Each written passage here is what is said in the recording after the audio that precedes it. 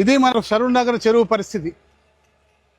గత 40 రోజులుగా గుర్రపు డెక్క తీయమని చెప్పి అధికారులను వెంటబడి రోజు వాళ్ళకు 4 సార్లు 5 సార్లు ఫోన్ చేస్తే ఒక 15 రోజుల క్రితము ఈ గుర్రపు డెక్క స్టార్ట్ చేసిండ్రు.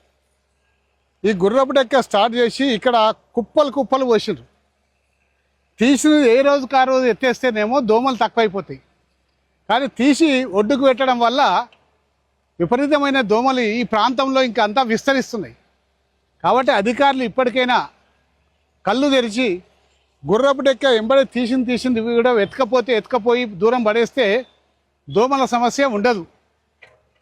అసలు గుర్రపు డెక్క ఇంత ఘనం ఎందుకు వ్యాపిస్తుంది? అది వ్యాపించకన్నా ముందే కొంచెం ఫామ్ కాగానే వెంటనే తీసేస్తే అది ఏది కూడా వ్యాపించకుండా ఉంటుంది. అధికారుల నిర్లక్ష్యం వల్ల ఈ యొక్క విస్తరణ చాలా వేగవంతంగా జరుగుతుంది. గతంలో కూడా గుర్రపు డెక్క వచ్చింది ఇక్కడ, కానీ వెంటనే కొంచెం వ్యాపించగానే వెంటనే తీసేయడం వల్ల ఎప్పటికప్పుడు కూడా సమస్య పరిష్కారం అయిపోతుంది.